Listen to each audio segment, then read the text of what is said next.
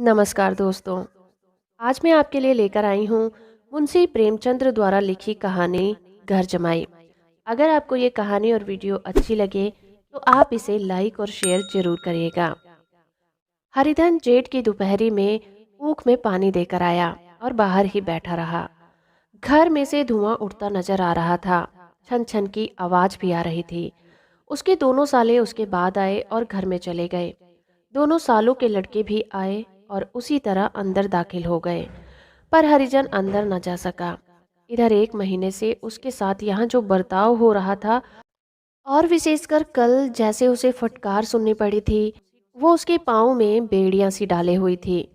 कल उसकी सास ने ही कहा था, मेरा जी भर गया है तुमसे, मैं तुम्हारी जिंदगी भर का ठेका लिए बैठी हूँ क्या। और सबसे बढ़कर अपनी स्त्री की निष्ठुरता ने उसे हृदय के टुकड़े टुकड़े कर दिए थे। वो बैठी ये फटकार सुनती रही, पर एक बार तो उसके मुंह से न निकला, अम्मा तुम क्यों इतना अपमान कर रही हो। बैठी गट गट सुनती रही। शायद मेरी दुर्गति पर वो खुश हो रही थी। इस घर में वो कैसे जाए, या फिर वही गालियां खाने, फिर वही फटकार सुनने। और आज इस घर में जीवन के 10 साल गुजर जाने पर भी ये हाल हो रहा है। मैं किसी से कम काम करता हूँ। दोनों साले मीठी नींद में सोते रहते हैं और मैं बैलों को सानी पानी देता रहता हूँ, छांटी काटता हूँ। वहाँ सब लोग पल पल पर चिलम पीते हैं। मैं आंखें बंद किए अपने काम में लगा रहता हूँ। संध्या समय घर वाले गाने बजाने चले जाते हैं। मैं घड़ी रात तक गाय भैंसों को धोता रहता हूँ। उसका ये पुरस्कार मिल रहा है कि कोई खाने को भी नहीं पूछता, उल्टे गालियां मिलती हैं। उसकी स्त्री घर से डोल लेकर निकली और बोली, जरा इसे कुएं से खींच लो, एक बूंद भी पानी नहीं है। हरिधर ने डोल लिया और कुएं से पानी भर लाया। उसे जोर की भूख लगी थी। समझा अब खाने को बुलाने आवेगी, मगर स्त्री डोल लेकर अंदर गई तो वहीं की रह गई। हरिधन थका मांदा क्षुधा से व्याकुल पड़ा पड़ा सो गया। सहसा उसकी स्त्री गुमानी ने आकर उसे जगाया। हरिधन ने पड़े पड़े कहा, क्या है, क्या पड़ा भी ना रहने देगी, या और पानी चाहिए। गुमानी कटु स्वर में बोली, गुर्राते क्या हो, खाने को तो बुलाने आई हूँ। हरिधर ने देखा उसके दोनों साले और बड़े साले के दोनों लड़के भोजन किए चले आ रहे थे। उसकी देह में आग लग गई। मेरी अब ये नौबत आ गई है कि इन दोनों के साथ बैठकर खा भी नहीं सकता। ये लोग मालिक हैं और मैं इनकी जूठी थाली चाटने वाला कुत्ता हूँ, जिसे खाने के बाद एक टुकड़ा रोटी डाल दी जाती है। यही घर है जहाँ आज से 10 साल पहले उसका कितना आदर सत्कार होता था। साले गुलाम बने रहते थे। सास मुंह जोहती रहती थी। स्त्री पूजा करती थी। तब उसके पास रुपए थे, जायदाद थी। अब वो दरिद्री है। उसकी सारी जायदाद को इन्हीं लोगों ने कूड़ा कर दिया। अब उसे रोटियों के लिए भी लाले हैं। उसके जी में एक ज्वाला सी उठी कि इस वक्त अंदर जाकर सास को और सालों को भिगो भिगो कर लगाए, पर जब्त करके रह गया। पड़े पड़े बोला, मुझे भूख नहीं है, आज ना खाऊंगा। गुमानी ने कहा, ना खाओगे तो मेरी बला से, हाँ नहीं तो खाओगे तुम्हारे ही पेट में जाएगा, कुछ मेरे पेट में थोड़ी ही चला जाएगा। हरिधन का क्रोध आंसू बन गया। ये मेरी स्त्री है जिसके लिए मैंने अपना सर्वस्व मिट्टी में मिला दिया। मुझे मुझे उल्लू बनाकर अब ये सब मुझे निकाल देना चाहते हैं। अब वो कहाँ जाए, क्या करे। उसकी सास आकर बोली, चलकर खा क्यों नहीं लेते जी, रूठते किस बात पर हो। यहाँ तुम्हारे नखरे सहने का किसी में बूता नहीं है। जो देते हो वो मत देना, और क्या करोगे। तुमसे बेटी ब्याही है, कुछ तुम्हारी जिंदगी का ठीका नहीं लिखा है। हरिधर ने मरमाहत होकर कहा, हाँ अम्मा, मेरी भूल थी कि मैं यही समझ रहा था। अब मेरे पास क्या है कि तुम मेरी जिंदगी का ठीका लोगी। जब मेरे पास भी धन था तब सब कुछ आता था। दरिद्र हूँ, तुम क्यों बात पूछोगी। बूढ़ी सास भी मुंह फुलाकर भीतर चली गई। बच्चों के लिए बाप एक पालतू सी चीज, एक विलास की वस्तु है, जैसे घोड़े के लिए चने या बाबुओं के लिए मोहन भोग। माँ रोटी दाल है, मोहन भोग उम्र भर ना मिले तो किसका नुकसान है, मगर एक दिन रोटी दाल के दर्शन ना हो तो फिर देखिए क्या हाल होता है। पिता के दर्शन कभी कभी शाम सवेरे हो जाते हैं। वो बच्चों को उछालता है, दुलारता है, कभी गोद में लेकर या फिर कभी उंगली पकड़कर सैर कराने ले जाता है। और बस यही उसके कर्तव्य की इति है। वो परदेश चला जाए, बच्चे को परवाह नहीं होती, लेकिन माँ तो बच्चे का सर्वस्व है। बालक एक मिनट के लिए भी उसका वियोग नहीं सह सकता। पिता कोई हो, उसे कोई परवाह नहीं। केवल एक उछलने कूदने वाला आदमी होना चाहिए, लेकिन माता तो अपनी ही होनी चाहिए। सोलहों आने अपनी, वही रूप, वही रंग, वही प्यार, वही सब कुछ। वो अगर नहीं है तो बालक के जीवन का स्रोत मानो सूख जाता है। फिर वो शिव का नंदी है, जिस पर फूल या जल चढ़ाना लाजमी नहीं, अख्तियारी है। हरिधन की माता का आज 10 साल हुए देहांत हो गया था। उस वक्त उसका विवाह हो चुका था। वो 16 साल का कुमार था, पर माँ के मरते ही उसे मालूम हुआ मैं कितना निसहाय हूँ और उस पर उसका कोई अधिकार ही न रहा हो। बहनों के विवाह हो चुके थे, भाई कोई दूसरा न था। बेचारा अकेले घर में जाते भी डरता था। माँ के लिए रोता था, पर माँ की परछाई से डरता था। जिस कोठरी में उसने देह त्याग किया था, उधर वे आंखें तक न उठाता था। घर में एक बुआ थी, वो हरिधन का बहुत दुलार करती थी। हरिधन को अब दूध ज्यादा मिलता, काम भी कम करना पड़ता। बुआ बार बार पूछती, बेटा कुछ खाओगे? बाप भी अब उसे ज्यादा प्यार करता। उसके लिए अलग एक गाय मंगवा दी। कभी कभी उसे कुछ पैसे दे देता कि उसे चाहे खर्च करे, पर इन मरहमों से वो घाव न पूरा होता था जिसने उसकी आत्मा को आहत कर दिया था। ये दुलार और प्यार उसे बार बार माँ की याद दिला देता था। माँ की घुड़कियों में जो मजा था वो क्या इस दुलार में था। माँ से मांगकर, लड़कर, ठुनक कर, रूठ कर लेने में जो आनंद था वो क्या इस भिक्षादान में था। पहले वो स्वस्थ था, मांग कर खाता, लड़ लड़ कर खाता। अब वो बीमार था, अच्छे से अच्छे पदार्थ उसे दिए जाते पर भूख न थी। साल भर तक वो इस दशा में रहा। फिर दुनिया बदल गई। एक नई स्त्री जिसे लोग उसकी माता कहते थे, उसके घर में आई और देखते देखते एक काली घटा की तरह उसके संकुचित भूमंडल पर छा गई। सारी हरियाली, सारे प्रकाश पर अंधकार सा पर्दा पड़ गया। हरिधन ने इस नकली माँ से बात तक नहीं की, कभी उसके पास तक नहीं गया। एक दिन घर से निकला और ससुराल चला आया। बाप ने बार बार बुलाया, पर उसके जीते जी वो फिर उस घर में न आया। जिस दिन उसके पिता के देहांत की सूचना मिली, उसे एक प्रकार का ईर्ष्या में हर्ष हुआ। उसकी आंखों में आंसू की एक बूंद न आई। इस नए संसार में आकर हरिधन को एक बार फिर मातृ स्नेह का आनंद मिला। उसकी सास ने ऋषि वरदान की भांति उसके शून्य जीवन को विभूतियों से परिपूर्ण कर दिया। मरुभूमि में हरियाली उत्पन्न हो गई। सालियों की चुहल में, सास के स्नेह में, सालों के वाक विलास में और स्त्री के प्रेम में उसके जीवन की सारी आकांक्षाएं पूरी हो गईं। सास कहती, बेटा तुम इस घर को अपना ही समझो, तुम ही मेरी आंखों के तारे हो। वो उससे अपने लड़कों की, बहुओं की शिकायत करती। वो दिल में समझता था, सास जी मुझे अपने बेटों से भी ज्यादा चाहती हैं।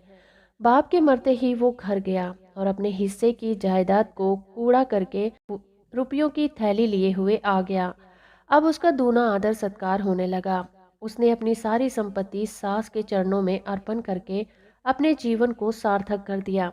अब तक उसे कभी कभी घर की याद आ जाती थी, अब भूलकर भी उसकी याद न जाती, मानो उसके जीवन का कोई भीषण कांड था जिसे भूल जाना ही उसके लिए अच्छा था। वो पहले उठता, सबसे ज्यादा काम करता। उसका मनोयोग, उसका परिश्रम देखकर गांव के लोग दांतों तले उंगली दबाते थे। उसके ससुर का भाग बखानते, जिसे ऐसा दामाद मिल गया। लेकिन जो जो दिन गुजरते गए उसका मान सम्मान घटता चला गया। पहले देवता, फिर घर का आदमी, अंत में घर का दास हो गया।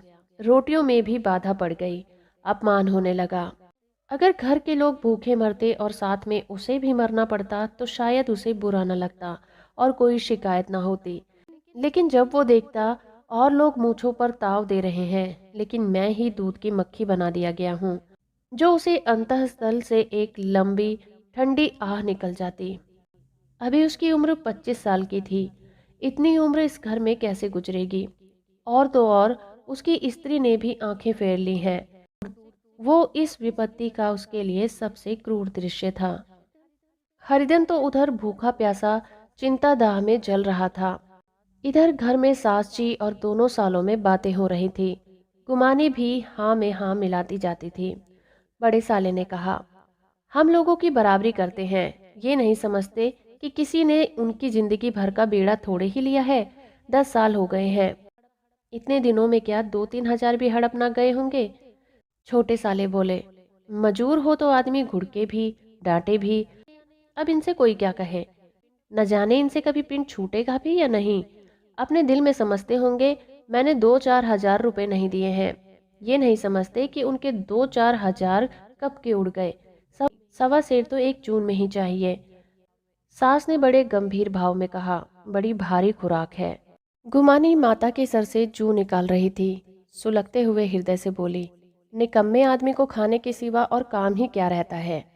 बड़े खाने की कोई बात नहीं है, जिसकी जितनी भूख हो उतना खाए, लेकिन कुछ पैदा भी तो करना चाहिए। ये नहीं समझते कि पहुनई में किसी के दिन कटे हैं।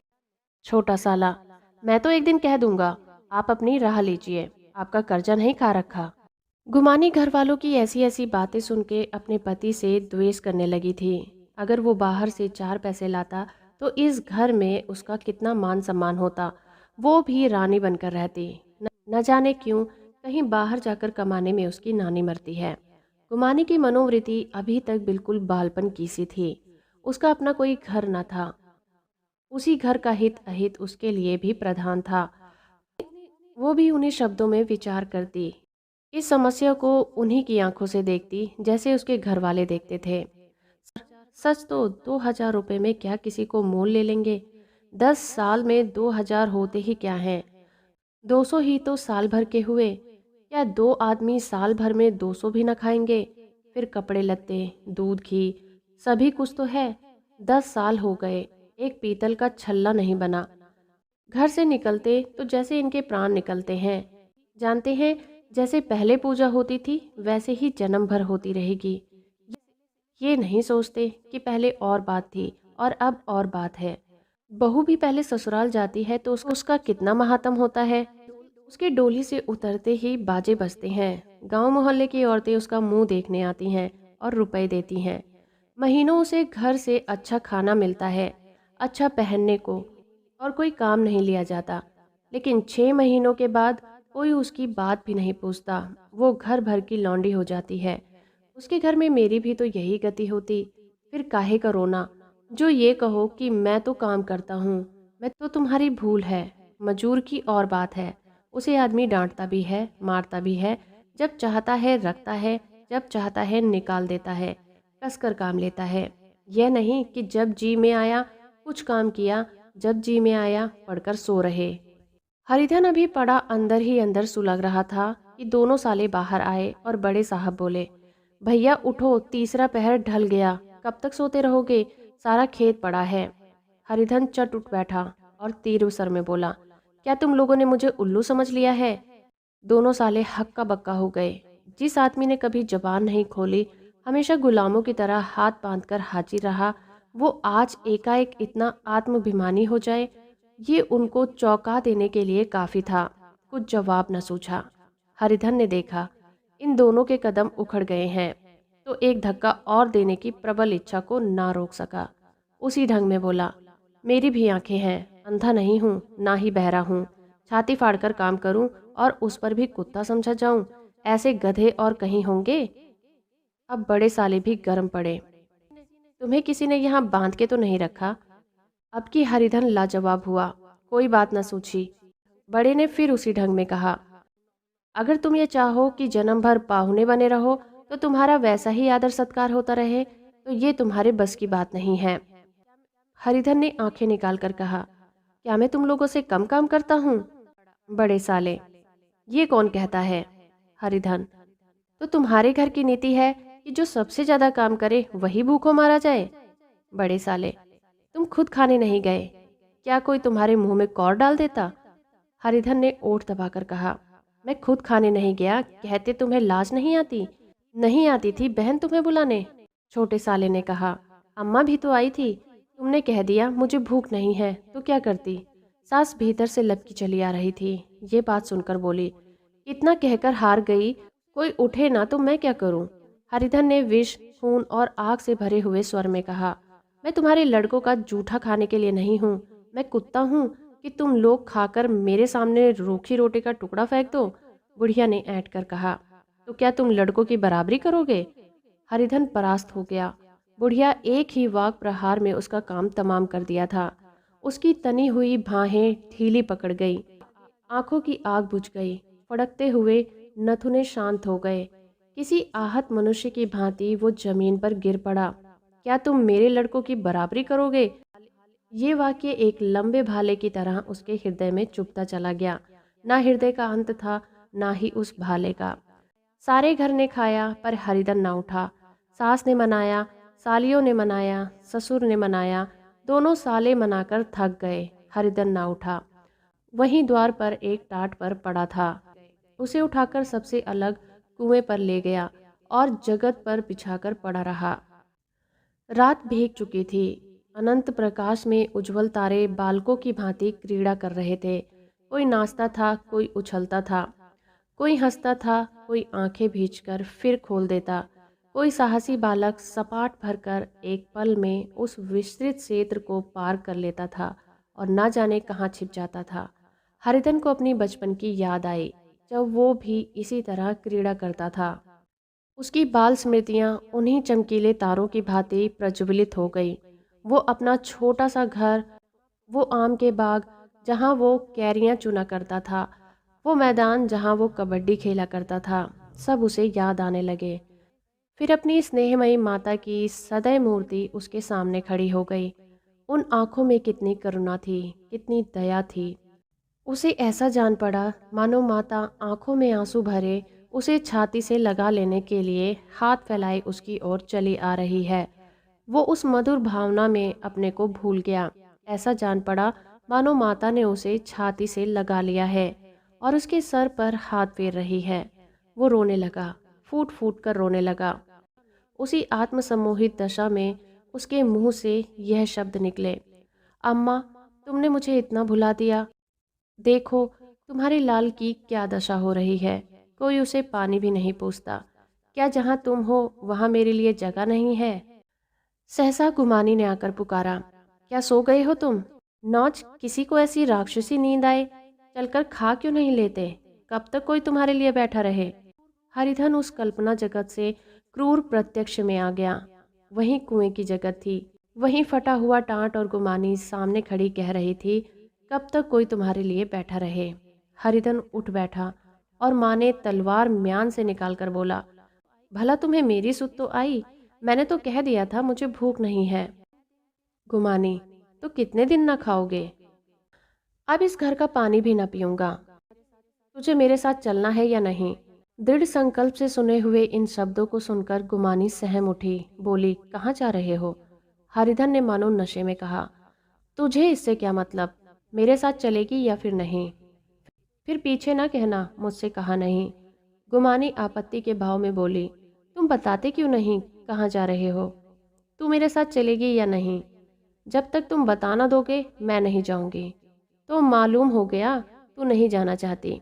मुझे इतना ही पूछना था, नहीं तो अब तक मैं आधी दूर निकल गया होता।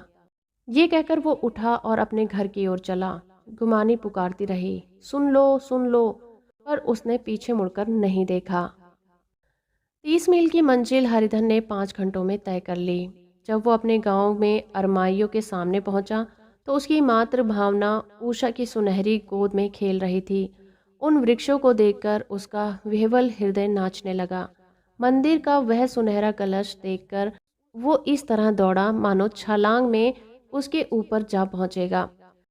वो एक वेग में दौड़ा जा रहा था, मानो उसकी माता गोद फैलाए उसे बुला रही है। जब वो आमों के बाग में पहुंचा, जहां डालियों पर बैठकर वो हाथी की सवारी का आनंद पाता था, जहां की कच्ची बेरों और लिसोड़ों में एक स्वर्गीय स्वाद था, तो वह बैठ गया और भूमि पर सिर झुकाकर रोने लगा, मानो अपनी माता को अपनी विपत्ति कथा सुना रहा हो। वहाँ की वायु में, वहाँ के प्रकाश में मानो उसकी विराट रूपनी माता व्याप्त हो गई है। वहाँ की अंगुल अंगुल भूमि माता के पद चिन्हों से पवित्र थी। माता के स्नेह में डूबे हुए शब्द अभी तक मानो प्रकाश में गूंज रहे थे। इस वायु और इस आकाश में न जाने कौन सी संजीवनी थी जिसने उसके शौकार्त हृदय को बलोत्साह से भर दिया। वो एक पेड़ पर चढ़ गया और उधर से आम तोड़ तोड़ कर खाने लगा। सास ने ये कठोर शब्द, स्त्री का वो निष्ठुर आघात, वह सारा अपमान वह भूल गया। उसके पांव फूल रहे थे, तलवों में जलन हो रही थी, पर इस आनंद में उसे किसी बात का ध्यान न था। सहसा रखवाले ने पुकारा, वह कौन ऊपर चढ़ा हुआ है रे? उतर अभी, नहीं तो ऐसा पत्थर खींच कर मारूंगा कि वहीं ठंडे हो जाओगे। उसने कई गालियां भी दी। इस फटकार और इन गालियों में इस समय हरिधन को अलौकिक आनंद मिल रहा था। वो डालियों में छिप गया, कई आम काट काट कर नीचे गिराए और जोर से ठट्ठा मारकर हंसा। ऐसी उल्लास में भरी हुई हंसी उसने बहुत दिन पहले हंसी थी। रखवाले को वह हंसी परिचित से मालूम हुई, मगर हरिधन यहाँ कहाँ, वह तो ससुराल की रोटियां तोड़ रहा था। कैसा हंसोड़ा था, कितना चिलबिल्ला था। न जाने बेचारे का क्या हाल हुआ। पेड़ की डाल में तालाब में कूद पड़ता था। अब गांव में ऐसा कौन है? उसने डांट कर कहा, वहां बैठे बैठे हंसोगे तो आकर सारी हंसी निकाल दूंगा, नहीं सीधे से उतर आओ। वह गालियां दिए जा रहा था कि एक गुठली आकर उसके सर पर लगी। फिर सहलाता हुआ बोला, ये कौन शैतान है? नहीं मानता? ठहर, तो मैं अभी आकर तेरी खबर लेता हूँ। उसने अपनी लकड़ी नीचे रख दी और बंदरों की तरह चटपट ऊपर चढ़ गया। देखा तो हरिधन बैठा था, मुस्कुरा रहा था। चकित होकर बोला, अरे हरिधन, तुम यहाँ कब आए? इस पेड़ पर कब से बैठे हो? दोनों बचपन सखा वहीं गले मिले। यहाँ कब आए? चलो घर चलो, भले आदमी, क्या वहाँ आम की मैसर न होते थे? हरिधन ने मुस्कुराकर कहा, मगरू, इन आमों में जो स्वाद है वो और कहीं के आमों में नहीं है। गांव का क्या रंग ढंग है। मंगरू, सब चैन चांद से है भैया, तुमने तो जैसे नाता ही तोड़ लिया। इस समय कोई अपना गांव घर छोड़कर जाता है? जब से तुम्हारे दादा मरे सारी गृहस्थी चौपट हो गई। दो छोटे छोटे लड़के हैं उनके उनके किए क्या होता है? हरिधन, मुझे अब उनकी गृहस्थी से क्या वास्ता भाई, मैं तो अपना ले दे चुका। मजूरी तो मिलेगी ना, तुम्हारी गैया मैं ही चरा दिया करूंगा, मुझे खाने को दे देना। मगरू ने अविश्वास के भाव से कहा, अरे भैया कैसी बात करते हो, तुम्हारे लिए तो जान तक हाजिर है। क्या ससुराल में अब न रहोगे? कोई चिंता नहीं, पहले तो तुम्हारा ही घर है, उसे संभालो। छोटे छोटे बच्चे हैं, उनको पालो। तुम नई अम्मा के नाहक डरते हो, बड़ी सीधी है बेचारी, बस अपनी अम्मा ही समझो। तुम्हें पाकर तो निहाल हो जाएंगी। अच्छा, घर वालों को भी ले आओगे? हरिधन, उसका अब मुंह ना देखूंगा, मेरे लिए वो मर गई। मगरू, तो दूसरी सगाई हो जाएगी। अब की ऐसी मेहरिया ला दूंगा कि उसके पैर धो धो कर पियोगे, लेकिन कहीं पहली भी ना आ गई तो? हरिधन, वह ना आएगी। हरिधन अपने घर पहुंचा तो दोनों भाई भैया आए कहकर भीतर से दौड़े और अम्मा को खबर दी। उस घर में कदम रखते ही हरिधन को शांत महिमा का अनुभव हुआ, मानो वो अपनी माँ की गोद में बैठा हुआ है। इतने दिनों ठोकरे खाने से उसका हृदय कोमल हो गया था। जहाँ पहले अभिमान था, आग्रह था, हेकड़ी थी, वहाँ अब निराशा थी, पराजय थी और याचना थी। बीमारी का जोर कम हो चला था, अब वो मामूली दवा भी असर कर सकती थी। किले की दीवारें छिद चुकी थीं, अब उसमें घुसा जा सकता था। वही घर जिससे वो एक दिन विरक्त हो गया था, अब गोद फैलाए उसे आश्रय देने को तैयार था। हरिधन का मन ये आश्रय पाकर मानो तृप्त हो गया। शाम को विमाता ने कहा, बेटा तुम घर आ गए, हमारे धन भाग, अब इन बच्चों को पालो। माँ का नाता न सही, बाप का नाता तो है ही। मुझे एक रोटी दे देना, खाकर एक कोने में पड़ी रहूंगी। तुम्हारी अम्मा से मेरा बहन का नाता है, उस नाते से भी तो तुम मेरे लड़के होते हो। हरिधन की मात्र विहल आंखों में विमाता के रूप में अपनी माता के दर्शन हुए। घर के एक एक कोने में माँ के स्मृतियाँ छटा चांदनी की भांति छिटकी हुई थीं। विमाता का प्रौढ़ मुखमंडल भी उसी छटा में रंजित था। दूसरे दिन हरिधन फिर कंधे पर हल रखकर खेत को चला। उसके मुख पर उल्लास था और आंखों में गर्व भी। वो किसी का आश्रित नहीं है, आश्रयदाता है। किसी के द्वार पर भिक्षुक नहीं है, घर का रक्षक था। एक दिन उसने सुना गुमानी ने दूसरा घर कर लिया। माँ से बोला, तुमने सुना काकी, गुमानी ने घर कर लिया। काकी ने कहा, घर क्या कर लेगी, ठट्ठा है। बिरादरी में ऐसा अंधेर, पंचायत नहीं अदालत तो है। हरिधन ने कहा, नहीं काकी, बहुत अच्छा हुआ। ला महावीर जी को लड्डू चढ़ा आऊं। मैं तो डर रहा था कहीं मेरे गले न पड़ जाए। भगवान ने मेरी सुन ली। मैं वहां से यही ठान कर चला था, अब उसका मुंह ना देखूंगा। धन्यवाद।